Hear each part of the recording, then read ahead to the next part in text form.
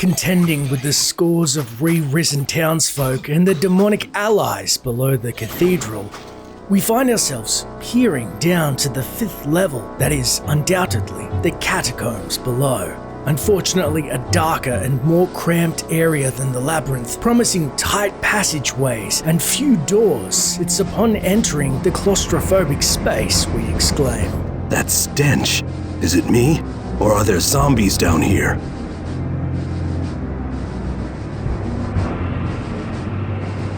Wading through the scores of demons on the 5th floor of the catacombs below Tristram, our trusty sword breaks against the hide of a particularly nasty Stone Clan archer's hide. We bash him back with our shield and frantically reach for our axe to cleave his head in twain. Before we portal to town for repairs, we spot a curious structure with dual doors side by side. Foolhardy, we open the door to reveal a trio of horned demons lying in wait. The first of the demons falls, but the second attacks with his horn as the third attempts to rout us, utilizing the second door as a flanking maneuver. After the encounter, we pause and take in the room. Soaked in gore, it holds a single book on a pedestal in the middle, begging to be read. We see etched on the cover the title, The Book of Blood. Curiosity getting the better of us, it reads, "And so, locked beyond the gateway of blood and past the hall of fire, Valor awaits for the hero of light to awaken." Gateway of Blood? Valor? Hero of light? All of these things make little sense, especially in a dark corner of a catacomb where no light shall pass. We portal back to town desperately in need of repairs and answers. Stopping a spell at the inn, we speak to Ogden, the tavern owner of this Valor, and he expounds. "Son, every child hears the story of the warrior Arkaine and his mystic armor known as Valor. If you could find its resting place, you would be well protected against the evil in the labyrinth." So, this Arkaine and his armor known as Valor is a child's tale? It's then we seek the knowledge of the man most versed in armor, Griswold, the blacksmith, who shares. "The armor known as Valor could be what tips the scales in your favor. I'll tell you that many have looked for it, including myself. Arkaine hid it well, my friend. And it'll take more than a bit of luck to unlock the secrets that have kept it concealed, oh lo, these many years." It's even eluded Griswold. With our sword repaired and a certainty the armor is buried somewhere but hidden, we next question Cain, the Elder's knowledge on the matter. "Gateway of Blood and the Halls of Fire are landmarks of mystic origin. Wherever this book you read from resides, it is surely a place of great power. Legends speak of a pedestal that is carved from obsidian stone and has a pool of boiling blood atop its bone-encrusted surface. There are also allusions to stones of blood that will open a door that guards an ancient treasure. The nature of this treasure is shrouded in speculation, my friend, but it is said that the ancient hero Arkaine placed the holy armor Valor in a secret vault. Arkaine was the first mortal to turn the tide of the Sin War and chase the legions of darkness back to the burning hells. Just before Arkaine died, his armor was hidden away in a secret vault. It is said that when this holy armor is again needed, a hero will arise to don valor once more. Perhaps you are that hero." The Sin War?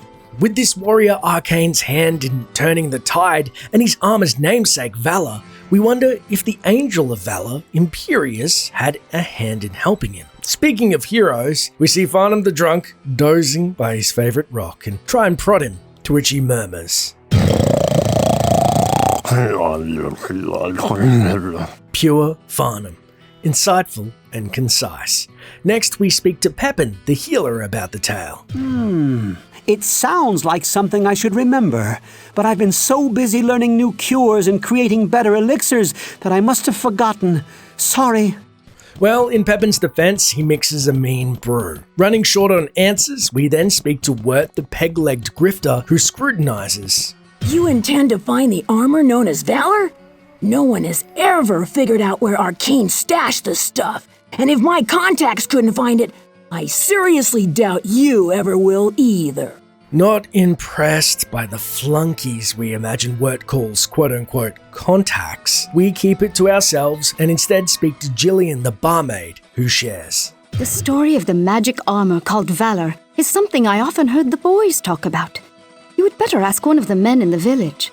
Well, we're all out of men, Jillian, but the next best thing is the witch they call Adria on the outskirts of town, who warns. Should you find these stones of blood, use them carefully. The way is fraught with danger, and your only hope rests within your self-trust. We acknowledge the witch's words and recall everything that has been said. Prepare for danger, find bloodstones to place on an obsidian pedestal with a pool of blood on its top, no less, and pray this arcane is still on the side of light. Under the catacombs just northeast of the room in which we found the Book of Blood, we happen upon a fabled bloodstone on the ground in front of a great thorny podium. Doing as instructed, we place the stone atop the pillar and the blood boils upon contact with the stone and we hear a door nearby open. Following the sound, we head around the northwestern side of the room as we down a lone horror archer before cautiously entering a previously closed stone archway. Inside lay in wait two horned ones, again guarding a bloodstone on the ground. After hacking the knees from the demons, we pluck the bloodstone from amidst the carnage and head back to the obsidian pillar, which again bristles when it senses the stone nearby. A sound of another door opens, and this time to the northeast. Again, we contend with two horned demons and find the last of the bloodstones. Readying ourselves for what lay beyond the gateway of blood and inside what Cain calls the Halls of Fire. Activating the bloodstone has the wall directly behind it fall away, revealing a long hall adorned by torches. A figure who seems to be an apparition of a knight stalks forward, and we are sure this must be the revered Arkaine re-risen. Not to be reasoned with, Arkaine immediately casts a firewall, truly setting the hall ablaze, and we retreat, realizing that no matter our intent, if we want the armor, we will have to earn it through an act of valor, which means battle. The risen Arkaine showing no sign of slowing, and he boxes us in with fire anytime we try and retreat, pushing us to stand our ground and fight for our right to wear this sacred panoply.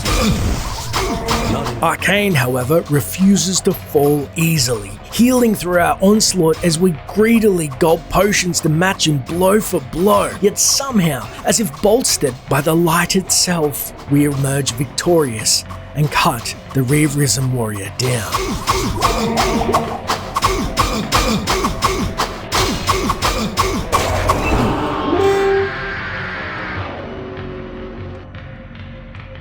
May the spirit of Arkaine protect me. On his body, we find 542 gold, a yellow robe, and coveted chainmail and buckler. We then head back to the Hall of Fire and see the sarcophagus Arkaine rested in was ajar, showing he truly rose again to test our worth. Now, it should be noted, although the fight versus a mirror of our future self in the arcane armor was fitting, was not actually present in the original game. There was no Arkaine, but it lends itself enough to the storytelling without world breaking that I felt compelled to use the HD mod versus just pick up the armor off the ground, which happens in the game once you get the 3 bloodstones. May the spirit of Arkaine protect me. With that said, we race back to Cain, who identifies the armor as the fabled Arkaine's Valor, which imparts plus 10 to vitality, armor class 25, plus 40 faster hit recovery, and minus 3 damage taken from enemies. Truly, it is a boon for the light, and we pray Arkaine rests well. Thankful for the bounty the light has bestowed upon us, but like all good things, nothing worthwhile is given freely.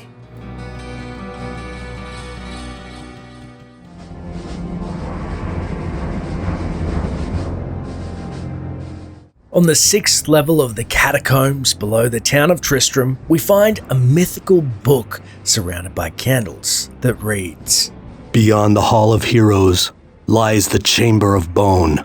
Eternal death awaits any who would seek to steal the treasures secured within this room. So speaks the Lord of Terror, and so it is written.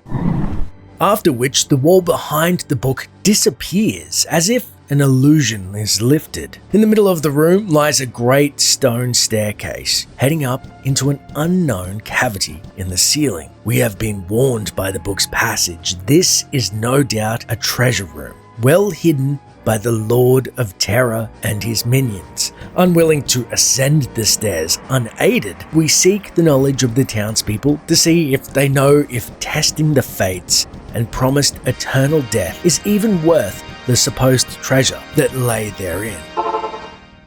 Back in town, we seek Adria the Witch by her hut, who is knowledgeable of demons and warns. You will become an eternal servant of the Dark Lords should you perish within this cursed domain. Enter the Chamber of Bone at your own peril. Well, we can't imagine what kind of treasure is worth our soul, or how many poor souls are now servants to the burning hells. Speaking of those touched by the evils below the cathedral, we speak to Farnham, the drunk, who rants. Okay, so listen. There's this Chamber of Wood, see? And his wife, her, tells the tree, because you gotta wait. Then I says that might work against him, but if you think I'm gonna pay for this, yeah! Chamber of Wood. Make this happen, Blizzard. Next, we see Pepin the healer, who cautions. This sounds like a very dangerous place. If you venture there, please take great care. Although his advice almost sounds patronizing, we realize it's only because Pep hasn't witnessed the horrors below the cathedral firsthand. Speaking of patronizing, there's this little boy named Wirt with a peg leg. It's made of wood, see, and yeah. Vast and mysterious treasure, you say? Maybe I could be interested in picking up a few things from you. Or better yet, don't you need some rare and expensive supplies to get you through this ordeal? He has a point. Chopping demons is expensive. Next, Jillian the barmaid confesses. I'm afraid that I haven't heard anything about that. Perhaps Cain the storyteller could be of some help. We don't expect a barmaid to know the secrets etched in the bowels of the catacombs, and Ogden the innkeeper relates a similar gap in knowledge. I'm afraid that I don't know anything about that, good master. Cain has many books that may be of some help. Before we do see Cain the Elder, we try our hand for a last time with Griswold the blacksmith, but again, he comes up empty-handed. Ach, no, nothing of this place. But you may try asking Cain. He talks about many things, and we're not surprised maybe he had some answers to your question. It seems the devil knows how to keep a secret, so we seek out the wisdom of the elder Deckard Cain by his well, and he recalls. A book that speaks of a chamber of human bones?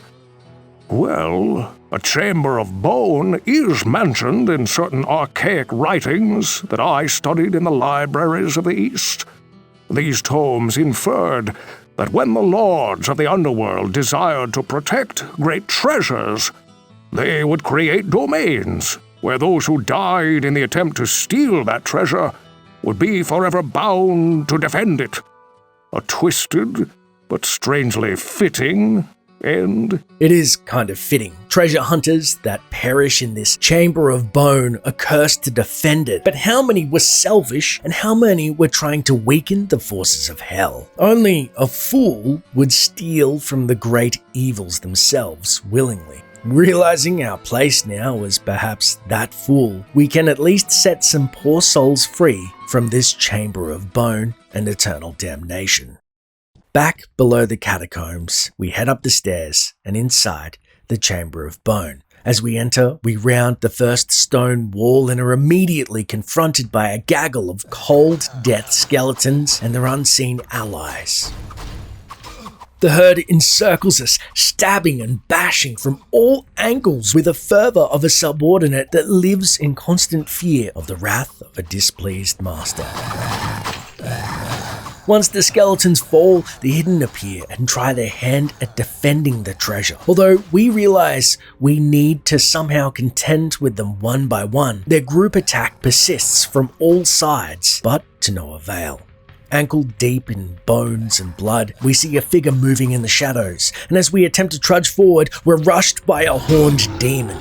Diablo is taking no chances with his trove. The demon felled, and moving into the hall, we're confronted by another unseen and horned demon in front of an entrance that's clearly well guarded. Not enough mana. Instead of opening it, we try to investigate and move up the west side, contending with errant skeletons by crucifixes set ablaze in unholy fire that never seems to dim or need fuel. In the light of the cross, we're rushed by several horned demons at once. Their manic movements to end our trespassing fails, but the intensity of their attacks is felt all the same. Above, we find a skeletal lever that opens a door on the east side, and as we move past the cross, its unholy fire licks at our oblique, as if to remind the fury of Diablo's hate burns like unholy fire. On the east side, we find another similar lever that opens a door to our right, and a half score of skeletons start to shuffle out. We push our shield high and bar the doorway, lest we're overwhelmed. Heavily fatigued and remembering an old tale that undead fear holy bolts, we begin casting our paltry spells in succession, and they happen to be super effective. But our mirth doesn't last. As we are not magically inclined, our mana stores are depleted quickly, and we rely again on our tiring sword arm. Not enough mana. Clearing the room of skeletons and sneaky unseen, we see a brown chest begging to be plundered. Remarkably, it bears no traps and is full of gold, armor, and weapons, a boon to be sure, but we realize this is too easy, and trinkets and gold alone aren't worthy of Diablo's vanity, sensing that the main room that we passed holds something more valuable and no doubt more deadly. We open the door of the main room to reveal at least 30 undead skeletons staring blankly at us. Are these the fallen treasure hunters who dared cross Diablo? They rush us at the door opening, and as we try to force them back into single file, they push us out more as we slaughter enough just in time to dig our heels into the door frame and go to work. Again, we attempt to leverage our learnt Holy Bolt spell, but it thirstily depletes our mana, and we exclaim, Not enough mana. As we contend with the skeletons one by one, a hidden lurks from our flank to the right, trying to break our rhythm so the skeleton fiends can pour out of the opening. Feeling we have the upper hand, we step into the room to see the floor of the chamber is literally comprised of the bones of the fallen, hence its grisly namesake. After finally felling the foes, we begin to pick up the treasure littered about and pause momentarily to see a staff of Holy Bolt had dropped behind us early in the fight, almost mockingly. Feeling deflated that we missed it, we try and pick it up but are out of room in our inventory as more enemies pour in to finish the job. I have no room. We successfully clear the room and now can explore the northern section.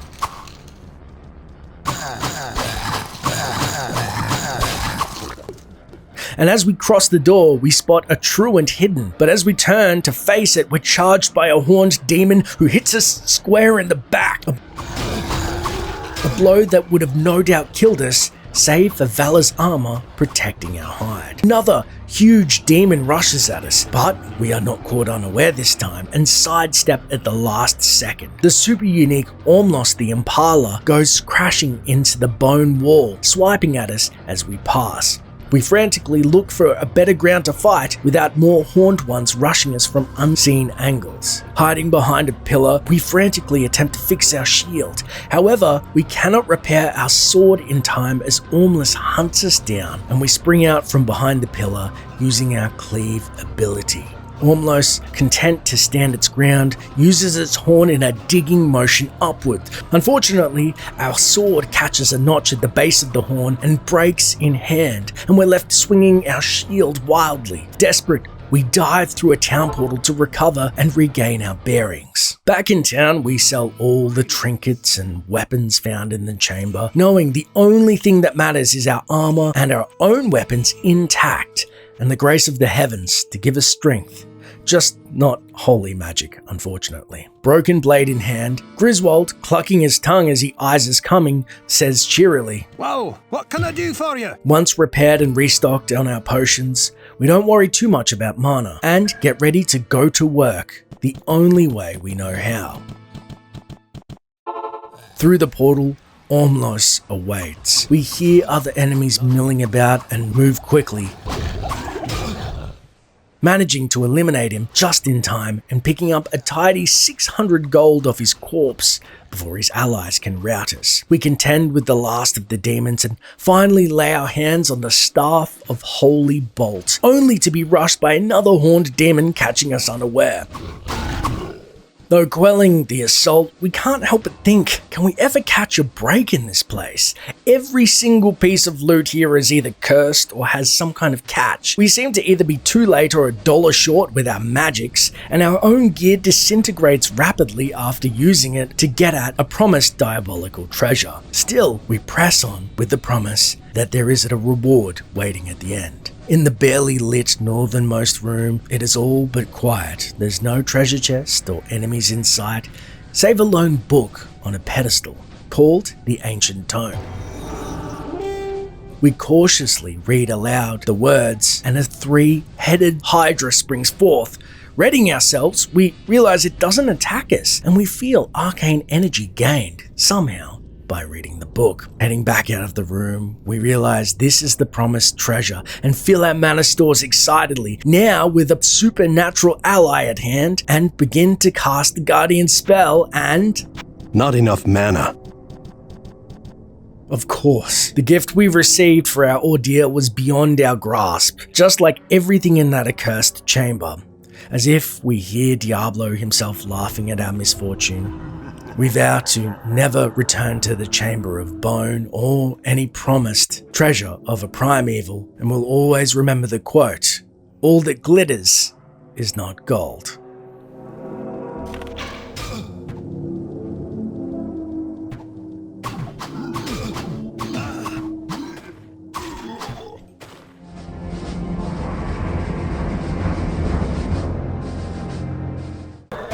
On the 7th level of the Catacombs below Tristram, we're overwhelmed by skeletal crimson archers and a bevy of goatmen to aid them. Slogging our way through the pack, we managed to dodge their leader once, then rammed by a second charge, and face the red unique Khazra, Blighthorn Steel Mace, before we managed to fell the foul foe. Above its corpse, we spy a blue book surrounded by a pentagon of candles. On the cover, we see etched the title Book of the Blind, and it reads, I can see what you see not. Vision milky, then eyes rot. When you turn, they will be gone, whispering their hidden song. Then you see what cannot be. Shadows move where light should be. Out of darkness, out of mind, cast down into the halls of the blind. We can't see, but instead hear a door unlock close by and realize this isn't just a poem, but a location. Weary of the promise of the darkness to come, we portal back to town for advice on what to make of this Hall of the Blind. By the outskirts of town, we make our way to the witch Adria's shack, and she cautions, "This is a place of great anguish and terror, and so serves its master well. Tread carefully, or you may yourself be staying much longer than you had anticipated." It sounds to be almost a prison for unfortunate souls. Speaking of unfortunate and blind, we then see the drunk Farnham, who points to us as we approach and laughs. Look here. That's pretty funny, huh? Get it? Blind? Look here.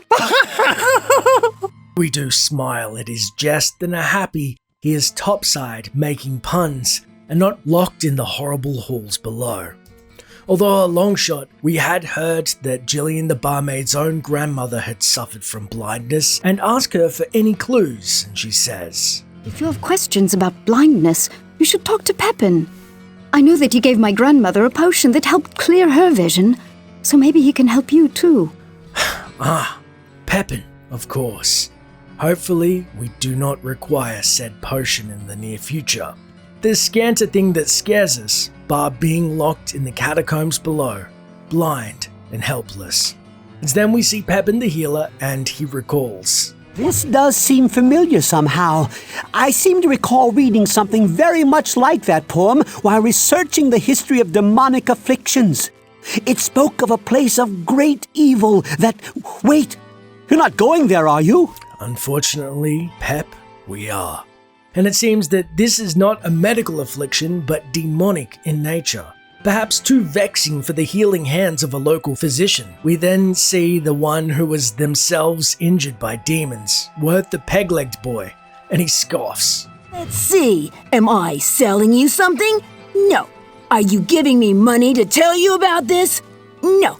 Are you now leaving and going to talk to the storyteller who lives for this kind of thing? Yes. Let's see? Everyone's a comedian with the side jokes. We take Wirt's leave and head towards the Elder's Well in the middle of town, but stop by Griswold the blacksmith's forge, and he pauses to guide. I'm afraid that I've neither heard nor seen a place that matches your vivid description, my friend. Perhaps Cain the storyteller could be of some help. Hopefully, we can gather some grounded insight from the town storyteller, Cain the Elder, who instructs. You recite an interesting rhyme written in a style that reminds me of other works. Let me think now. What was it? Darkness shrouds the hidden, eyes glowing unseen, with only the sounds of razor claws briefly scraping to torment those poor souls who have been made sightless for all eternity. The prison for those so damned is named the Halls of the Blind. The Hidden? Oh, so it is a prison for the damned. Nothing seems more terrifying than an eternity of blind torment, but it is a fitting place of damnation for the Lord of Terror. Heading out of town, we then pause momentarily at Ogden the Tavern Keeper's inn, and he reminisces. I never much cared for poetry. Occasionally I had calls to hire minstrels when the inn was doing well, but that seems like such a long time ago now. What? Well, I suppose you could see what someone else knows. You could see what someone knows? Not if you visited where we're going, Ogden, old boy, and thank the heavens you aren't. Back down in the catacombs beneath the town, we move to the entrance of the Hall of the Blind, only to be met by crimson skeletons intercepting our path. Focusing on the bony foes, we are then attacked from behind by an unseen hidden in the doorway. As more skeletons appear, so do the unseen, trickling in from behind in an attempt to rout our entry. Moving inside this square hall, we can barely see as there is no light present, feeling our way into a smaller square room filled with unseen hidden lying in wait. We realize we've been trapped in the room as their kin appear behind us in a group, scratching and clawing at us as we are forced to fight our way out. Now, extra cautious, we remember the unseen are a variant of the hidden and have heard tales of them being called the, quote, boogeymen that haunt the dreams and live in the nightmares of children. Although they dwell at the edge of the physical and ethereal realms where they remain unseen by mortal eyes, they can quickly manifest and strike those that appear vulnerable. Formerly known as metis, occultus, and others of their ilk feed upon the essence of fear. When wounded, they will still seek to retreat back into the ether to heal themselves. Although, thankfully for us, they still can be affected by spells and weapons when they appear in the physical realm. As we move in the hall north, we are again assaulted by an appearing unique haze shifter. Grey in colour and less visible than its counterparts, we realise we need aid in tracking the foe as it disappears to and fro. Stronger in magics than before, we cast the Guardian spell, and a 3-headed Hydra bursts forth from the ground to aid us, illuminating the demon that we cannot see as we drive our blade deep into its bloated torso.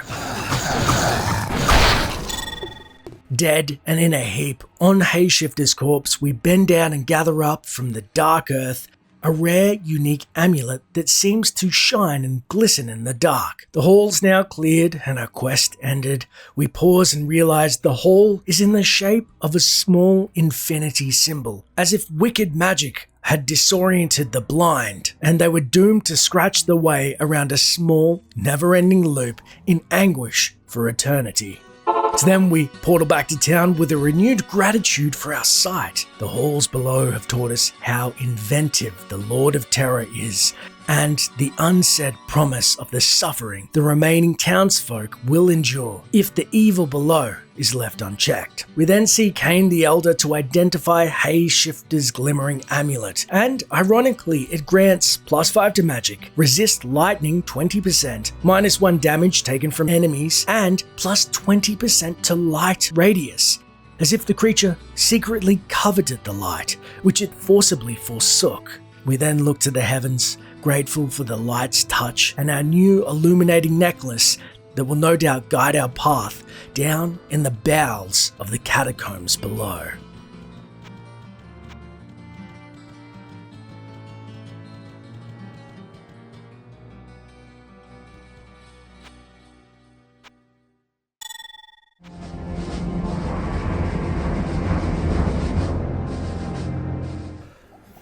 On the 8th level of the catacombs below Tristram, we continue our hunt for the evil behind the town's woes. Peppered with arrows casually slung by Fire Clan archers, we stalk and put down their leader, Chaos Maw. After which we begin hunting down the errant goatmen about and their winged familiars. It's then we see a curious sight. A magma demon, so far from a lava source. Magma demons are said to be wicked, golem-like creatures that dwell in the subterranean caverns beneath Tristram. They usually appear in groups near lava rivers or pools, and according to ancient lore, magma demons came into being by the spilling of the greater evil Mephisto's blood in the burning hells, which means we must be getting close. Just south of the Goatmen's Trap, we see a large rectangular room adorned with scrolls and a bookshelf guarded by a single blood golem. Shattering the stone behemoth, we head inside the library and are confronted by an unexpected turn of events. On the right side of the room, we see a unique counselor mage, Zhar the Mad, enthralled in some form of research. Distracted, he notices us but does not attack, and instead he irritably states, "What? Why are you here? All these interruptions are enough to make one insane. Here, take this and leave me to my work. Trouble me no more." We stand in disbelief, yet curious, not knowing what to expect, and look around this room of research at what his work is and if it poses a direct danger to the townspeople above. Seeing no sign of clues, we move towards Zhar threateningly, but his state of madness seems to render him little more than bemused at our attempt at intimidation. As his gaze turns towards his bookcase, we realize he doesn't care about heaven or hell, but whatever power he believes he can glean from the old tomes. We gingerly reach into the case and Your curiosity will be the death of you. Zhar's passive facade drops and he teleports to and fro around the room. We strike him, but he repels us with a flash spell and begins slinging fireballs at us from range. It's then we corner the mad wizard in the northeast side of the room, but again he aggressively casts flash to deter our assault. Now teleporting more erratically to and fro, he blips to the door of the room before making a mad dash for the hall. Realizing, if left unchecked, he will no doubt bump into a large gathering of demons and slip our grasp, or perhaps overwhelm us, we frantically chase the wizard down the halls until he finally pauses below a bloody pentagram etched on the wall behind his library. It's there we shove our blade into his midsection before he can vanish once more. We say, Not enough I'm sorry. Did I break your concentration? Zhar, now a pile of ash, bar his items, and leaves us gold, a healing potion, and a powerful staff of stone curse. Perhaps a stone curse will aid us into slowing enemies and stop their own vanishing act. What we do know now is what to expect when confronted by unholy teleporting mages that have allied themselves with the dark lords of hell.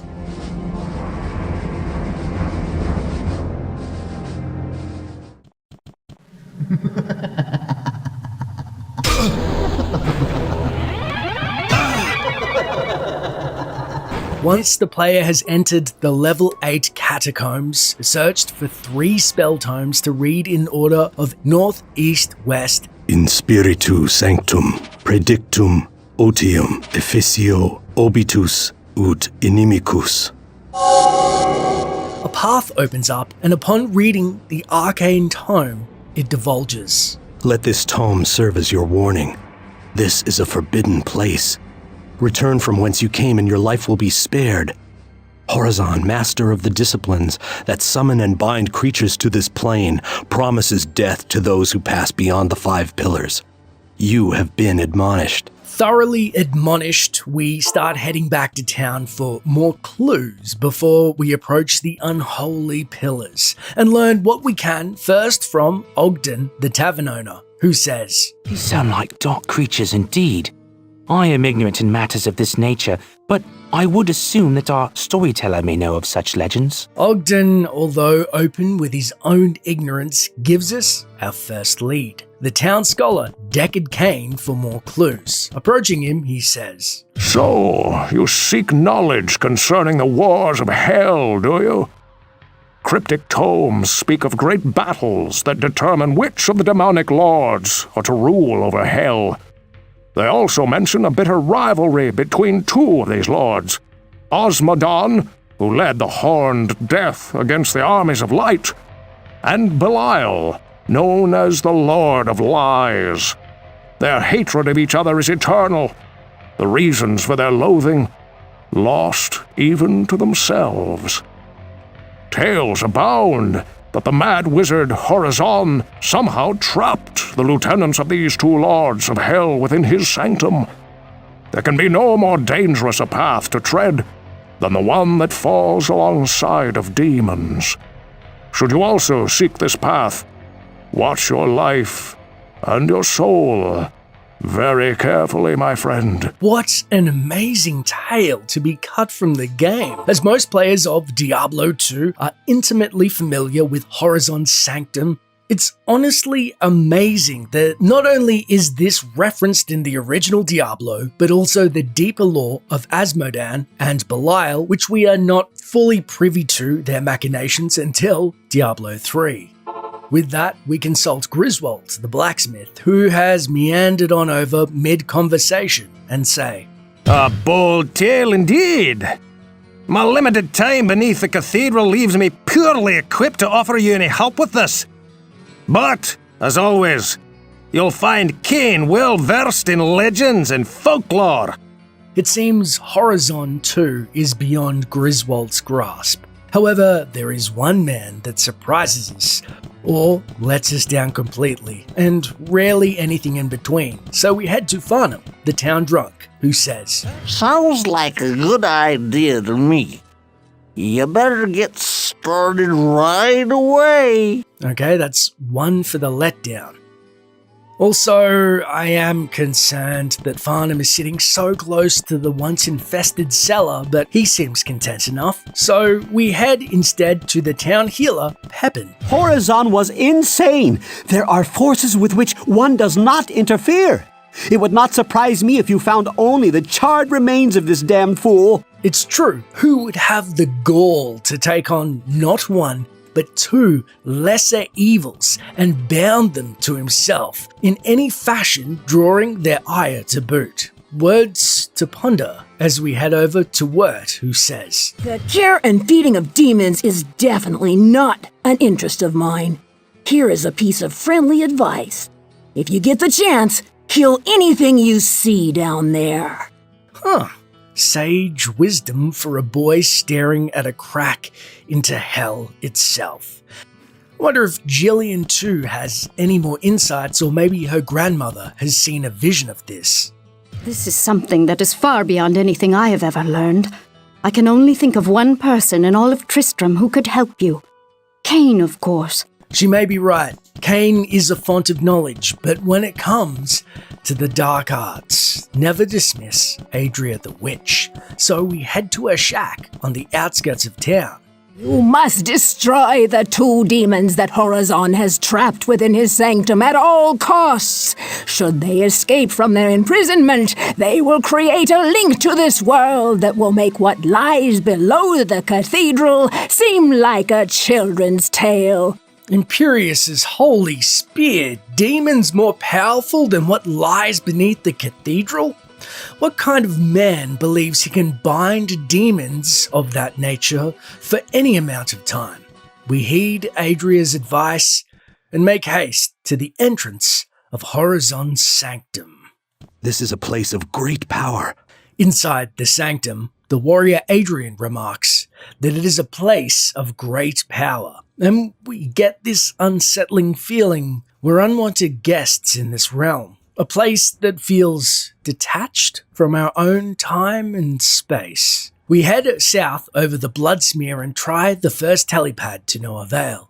It's then we are met by nasty Night Clan archers and Red Death that attack us. Realizing the distance puts us at a severe disadvantage due to spells cast by traps and the ranged attacks of our foes, we encounter the first unique cold enchanted Red Death as we slog through the maze of the sanctum.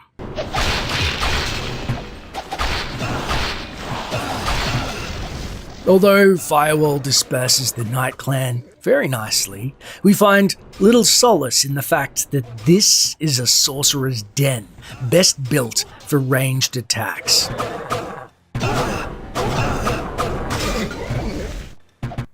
To the south, we happen upon an inner sanctum of sorts, guarded by Night Clan, traps, and tomes guarded by the mage Simonensis, the charlatan.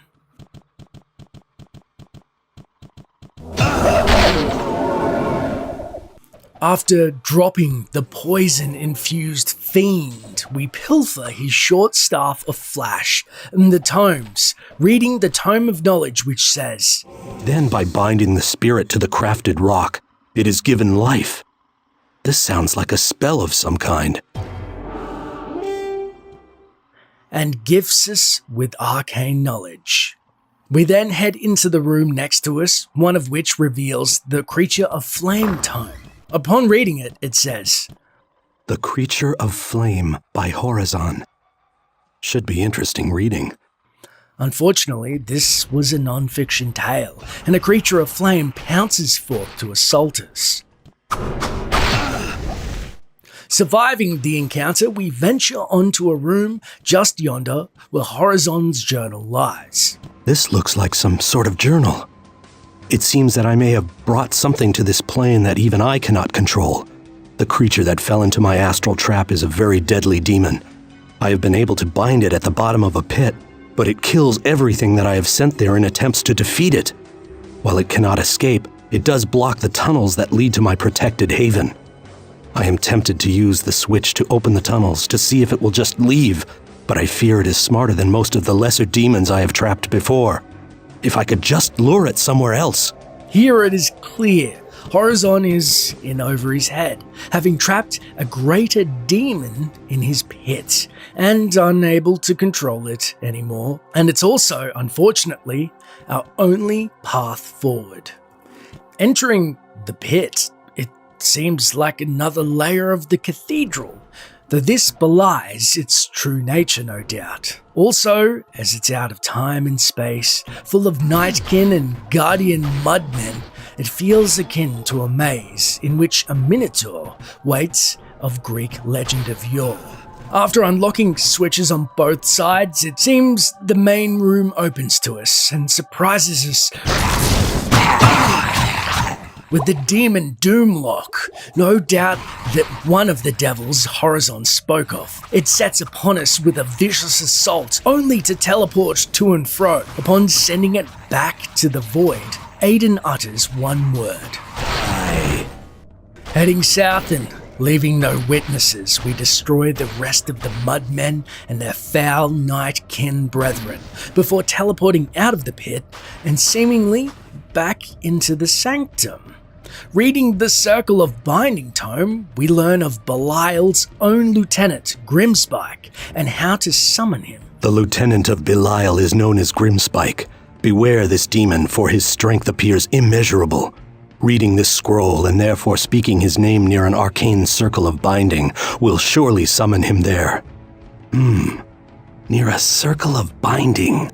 It seems that if we read this book of names, Grimspike will appear. We cautiously open its pages and... Morta, Vespa, Gaia, Inumino, Evagine, Jatan, Lua, Gretan. Grimspike explodes with a ball of flame. His knockback and flames viciously lick at us, and his assault is something we can barely stand. In a last-ditch effort, we use the Insanity spell, which grants us a small window and burst of power at the cost of being heavily vulnerable when it wears off momentarily. Mana. Hitting Grimspike with Cleave, we destroy one of Belial's best, and are gifted an orange barbarian's belt recipe. But what's this? We're greeted by an unfamiliar summoner.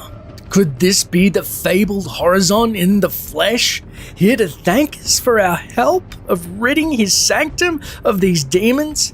As we approach Horazon, upon contact, he immediately becomes hostile.